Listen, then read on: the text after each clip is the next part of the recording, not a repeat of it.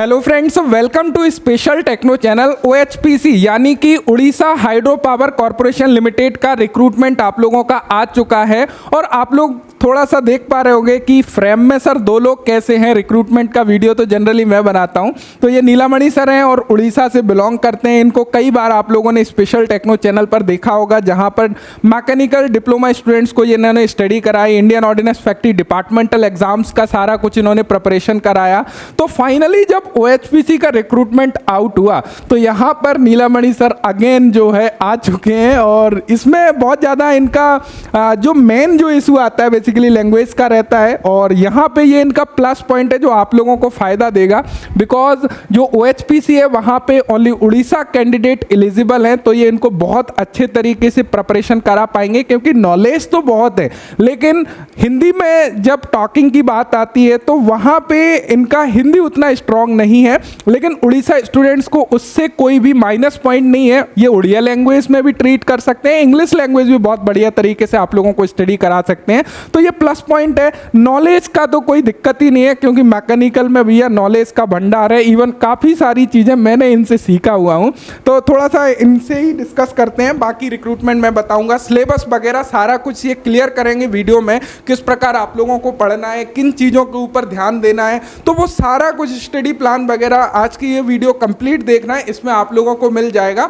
तो अभी थोड़ा सा नीलामणि सर से जो भी ये बोलना चाहते हैं।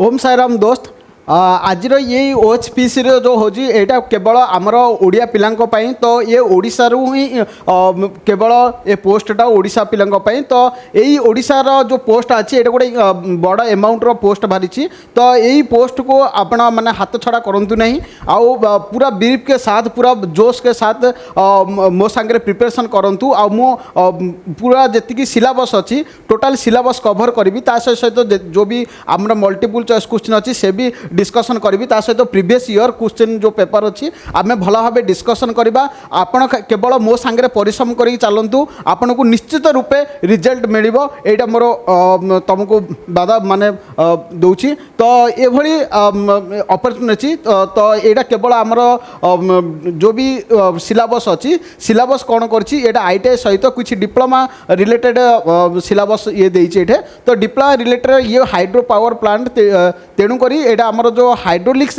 रिलेटेड जो भी जिनस एटा परीक्षा रे आसी अच्छी, तो प्रीवियस ईयर क्वेश्चन भी आम देखा, आउ जो भी जो सिलेबस अच्छी से विषय आम डिस्कसन करवा। तो दिने सारा आमर तो बुझे देवे ता रिक्रुटमेंट का विषय रे, आउ मु जहाँ भी तुमको सिलेबस विषय रे कहीदेवी, आउ मो संगे मु माने ओडिया लैंग्वेज रे तुमको पढ़ेबी, आउ पूरा टोटाली ये जो रहिबो लैंग्वेज टोटाली ओडिया लैंग्वेज रहिबो, आउ ओडिया रे ही पूरा डिस्कसन हम, कारण मु ओडिसा रु बिलोंग करछि, तो ओडिया लैंग्वेज मो पई पूरा परफेक्ट रहिबो। आउ आपण माने मो साथ दियंतु, आउ आमे भल भाबे पढ़ी कि जेमती पोस्ट आमे कैच करबा से विषय आमे आगु को जीवा। ठीक अछि।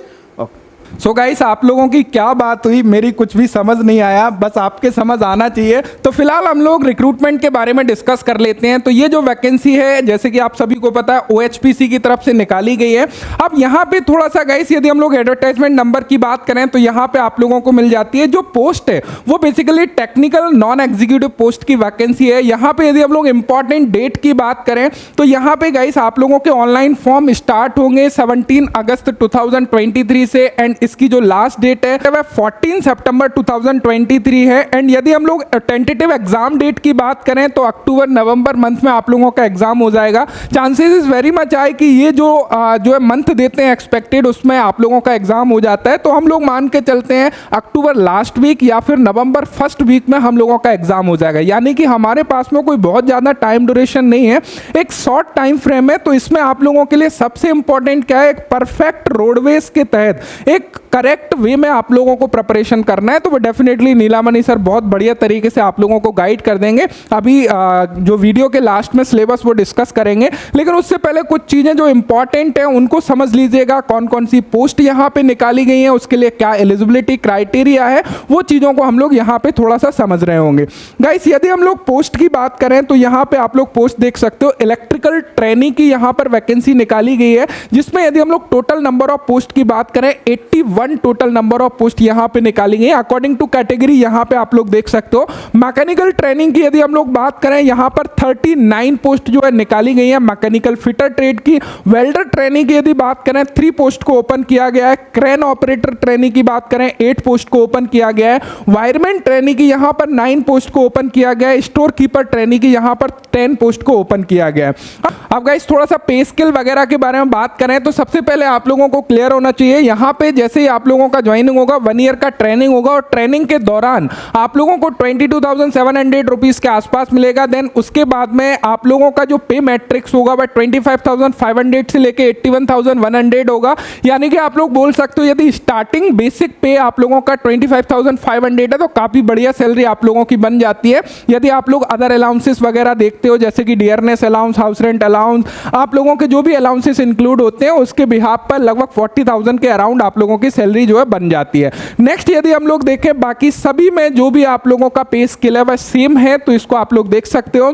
नेक्स्ट यदि हम लोग एजुकेशनल क्वालिफिकेशन की बात करें तो यहाँ पे गाइस थोड़ा सा ध्यान दीजिएगा एजुकेशनल क्वालिफिकेशन में जो भी आप लोगों का ट्रेड है। लाइक यदि हम लोग बात करें इलेक्ट्रिकल ट्रेनिंग की तो इलेक्ट्रिकल ट्रेनिंग के लिए आप लोगों का 10th क्लास प्लस यहाँ पे इलेक्ट्रीशियन ट्रेड से ITI कंप्लीट और उसके साथ में आपके पास में नेशनल अप्रेंटिसशिप सर्टिफिकेट यानी कि NAC सर्टिफिकेट होना जरूरी है NCVT से। तो ये दोनों चीजें यदि आपके पास हैं यानी कि ITI प्लस अप्रेंटिसशिप तो आप यहाँ पे एलिजिबल हो। बाकी यदि मैकेनिकल ट्रेनिंग की बात करें तो फिटर ट्रेड से आप लोगों की ITI प्लस अप्रेंटिसशिप होना चाहिए। वेल्डर की बात करें तो वेल्डर ट्रेड से ITI अप्रेंटिसशिप होना चाहिए। एंड क्रेन ऑपरेटर की गाइस यदि हम लोग बात करें तो 10th क्लास एग्जामिनेशन आप लोगों का कंप्लीट होना चाहिए। उसके साथ में वैलिड वर्कमैनशिप परमिट जो आप लोगों का लाइसेंस है वो आप लोगों का कंप्लीट होना चाहिए। साथ ही साथ 5 ईयर का आप लोगों के पास में एक्सपीरियंस होना चाहिए क्रेन ऑपरेट करने का। एंड या फिर उसके अलावा आप लोगों ने ITI किया है मोटर मैकेनिक से या क्रेन ऑपरेटर से तब भी आप लोग यहाँ पे एलिजिबल हो, अप्लाई कर पाओगे। वायरमैन ट्रेनिंग की बात करें यहाँ पर वायरमैन ट्रेड से ITI एंड अप्रेंटिसशिप कंप्लीट है तब आप अप्लाई कर पाओगे। एंड स्टोर कीपर की बात करें कॉमर्स ग्रेजुएट वाले and 1 year diploma in computer application ये सारा चीजें तो एलिजिबल यहाँ पे हैं, आप अप्लाई कर पाओगे। अब गाइस थोड़ा सा एज लिमिट की यदि हम लोग बात करें तो 18 से 38 साल आप लोगों की एज लिमिट रखी गई है। तो एज लिमिट में किसी भी स्टूडेंट्स को कोई भी प्रॉब्लम आने वाली नहीं है। एंड यहाँ पे अपर एज लिमिट में रिलैक्सेशन भी मिल जाता है यदि आप लोग कैटेगरी से बिलोंग करते हो like SC ST SEBC women candidate हैं, एक्स सर्विसमैन कैंडिडेट हैं, इनको यहाँ पे SC ST SBC को 5 ईयर का रिलैक्सेशन है, वुमेन कैंडिडेट को 5 ईयर का रिलैक्सेशन है, एक्स सर्विसमैन को 5 ईयर का रिलैक्सेशन है, 10 ईयर का रिलैक्सेशन मिल जाता है जो फिजिकल हैंडीकैप्ड कैटेगरी है उन स्टूडेंट्स को। क्लियर है। बाकी देखो यहाँ पे रिजर्वेशन वगैरह के बारे में सारा कुछ दिखाया गया है कि जो भी रिजर्वेशन वगैरह है वो गवर्नमेंट ऑफ उड़िया के अकॉर्डिंग जो भी रूल रेगुलेशन है उसके अकॉर्डिंग आप लोगों को यहाँ पे मिल जाएगा। देन यदि हम लोग बात करें यहाँ पे जो भी है वह ओनली उड़ीसा स्टेट के कैंडिडेट ही एलिजिबल है। ऑलरेडी डिस्कस इस बारे में हम लोग कर चुके हैं। यदि हम लोग डिसेबिलिटी के बारे में जो भी फिजिकल हैंडीकैप्ड कैटेगरी है वो अपना टाइप्स ऑफ डिसेबिलिटी देख के अप्लाई कर सकता है तो यहाँ पे वो सारी डिटेल्स दी गई है। अदर एलिजिबिलिटी कंडीशन यहाँ पे उस चीज को क्लियर किया है जो मैं बार बार बोल रहा हूँ कि ओनली उड़ीसा कैंडिडेट जो है एलिजिबल है। तो यहाँ पे आप लोग देख सकते हो इन्होंने क्लियर किया हुआ है कि जो भी है वह उड़िया लैंग्वेज में क्लियरली राइट कर सके, फ्रिक्वेंटली बोल सके, तो वो सारी चीजें मांगी है। साथ ही साथ middle class examination with Oriya as a language of subject हो तब आप लोग यहाँ पे एलिजिबल है। तो ये सारा कुछ ओनली उड़ीसा के लैंग्वेज ही जो है कंप्लीट कर सकते हैं तो वो लोग यहाँ पे जो है एलिजिबल है। अब यहाँ पे कुछ सिलेक्शन प्रोसीजर दिया है तो सिलेक्शन प्रोसीजर में गाइस बेसिकली क्या है, आप लोगों का CBT एग्जाम होगा और CBT एग्जाम में 120 मल्टीपल चॉइसेस क्वेश्चन आप लोगों से पूछे जाएंगे और 2 पार्ट में आप लोगों का क्वेश्चन पेपर डिवाइड होगा। पार्ट ए में 40 क्वेश्चंस होंगे जो कि जनरल एप्टीट्यूड से रिलेटेड होंगे जिसमें आप लोगों का क्वांटिटेटिव एप्टीट्यूड यानी कि मैथमेटिक्स के क्वेश्चन पूछे जा रहे होंगे, रीजनिंग के क्वेश्चन होंगे, इंग्लिश के क्वेश्चन होंगे एंड जनरल अवेयरनेस के क्वेश्चन होंगे। यानी कि इन सभी से मिला के आपको 40 क्वेश्चन पूछे जा रहे होंगे। उसके अलावा जो सेकंड पार्ट होगा उसमें 80 क्वेश्चन का आप लोगों का ट्रेड से रिलेटेड जो है क्वेश्चंस रहेगा। अब जरूरी नहीं है ट्रेड से related in the sense fitter trade में अप्लाई किया है तो फिटर ट्रेड थ्योरी क्वेश्चन आएंगे। यहाँ पे स्पेशल क्या है, हाइड्रो पावर है तो वहाँ पे हाइड्रोलिक से रिलेटेड वो सारे कुछ ज़्यादा कुछ रहने वाला है तो वो सारा कुछ सिलेबस में ऑलरेडी नीलामणि सर आप लोगों को जो है क्लियर करेंगे। क्लियर है ना। आप देखो यहाँ पे कुछ एग्जामिनेशन सेंटर के बारे में क्लियर किया है कि आप लोगों का एग्जाम सेंटर कहाँ होगा। भुवनेश्वर है, कटक है, राउरकेला है, तो ये सारे सेंटर आप लोगों को दिए गए हैं। इनमें से आप लोगों को फॉर्म फिलअप करते टाइम प्रायोरिटी देना पड़ेगी, 3 सेंटर को चूज करना पड़ेगा। एप्लीकेशन फ़ी की बात करें तो यहाँ पे guys application fee unreserved category and SEBC candidate के लिए 500 रुपीज़ रखी गई है। बाकी other candidate like SC ST या फिर वुमेन कैंडिडेट के लिए, इनके लिए जो है छूट रखी गई है, कोई भी एग्जामिनेशन फी उनको पे नहीं कर रहा है। कुछ जनरल इंफॉर्मेशन दी गई है, तो ये काफी कॉमन है, इनको आप लोग देख सकते हो। एंड हाउ टू अप्लाई की बात करें, ऑफिशियल वेबसाइट पे जाके ऑनलाइन आप लोगों को अप्लाई करना होगा। इसका लिंक जो है आप लोगों को डिस्क्रिप्शन में मिल जाएगा, वहां से जाके आप लोग अप्लाई कर सकते हो। एंड सारी चीजें जो है यहाँ पे दिखाई गई हैं, जो भी डॉक्यूमेंट्स आप लोगों को अपलोड करना है, तो ये काफी कॉमन है, इनको भी चाहो तो आप लोग देख सकते हो। अगेन इंपॉर्टेंट डेट दी गई है। अब जो सिलेबस है बेसिकली वो इंपॉर्टेंट है, ये सारी चीजें तो आप लोग कर ही लोगे, कोई दिक्कत नहीं है। आप लोगों ने देख लिया, आप लोग एलिजिबल हो या फिर नहीं हो, अप्लाई करने से काम नहीं चलेगा।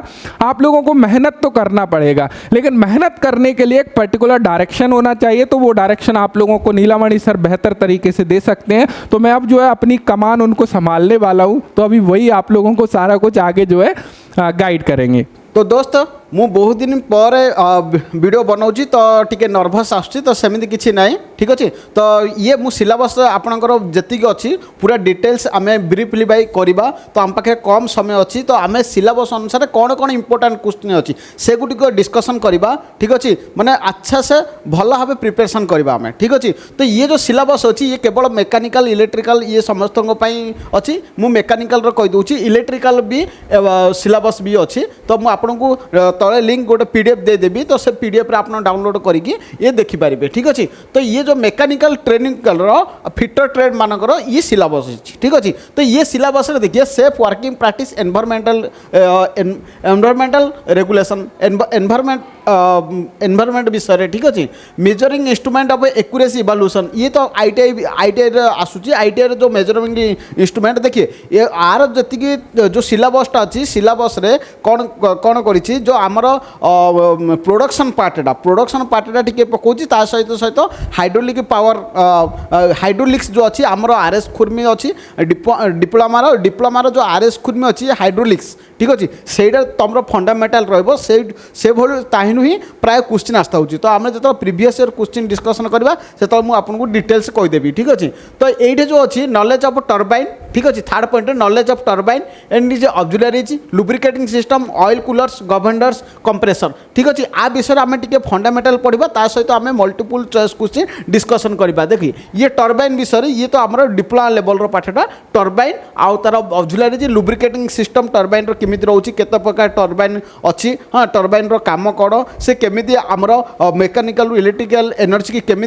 कन्वर्ट करुच्ची कौन माने अच्छी। तो विभिन्न प्रकार टर्बाइन साइज अच्छी, तो ये विषय आम स्पेसिफाई डिस्कसन करवा, ठीक अच्छे। तार लुब्रिकेटिंग सिस्टम किंतु ऑयल कूलर कौन यूज होची, कहीं यूज होची टर्बाइन रे, गवर्नर कौन, ये सब आमर व्यवहार करवा, ठीक अच्छे।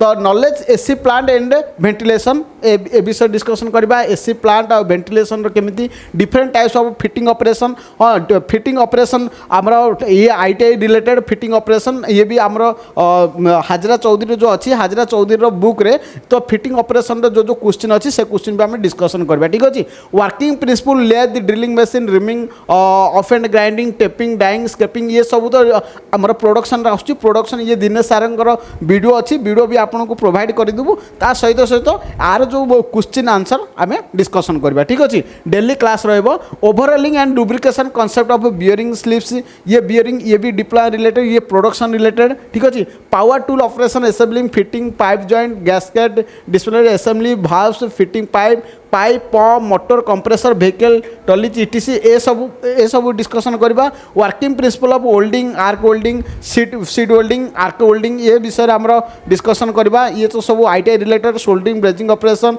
Limit fit tolerance pneumatic hydraulic components and inspection machine tool repair maintenance machinery power transmission system, ये टिके इंपोर्टेंट पावर ट्रांसमिशन सिस्टम, ठीक अच्छे। तो प्रोडक्शन आउ आर जो आम सिलेबस अच्छी, सिलेबस विषय आम नेक्स्ट क्लास रे डिस्कशन करबा ता सहित मु आपनको मल्टीपल चॉइस क्वेश्चन देबी आ जो जहाँ भी डाउट अच्छी मते ओपनली 24 आवर मु फ्री अच्छी मते आपण फोन करके पचारि पारिबे आउ आपनकर जो भी कन्फ्यूजन अच्छी कन्फ्यूजन को मु क्लियर कर देबी ठीक अच्छे तो मुझे जी संभव बारी क्लियर करी ठीक अच्छे धीरे धीरे आम पढ़ा आम पाखे कम समय अच्छी आम कम समय जो जो इंपोर्टेंट जिनस अच्छी से विषय डिस्कसन करवा पढ़ा ठीक अच्छे ओके।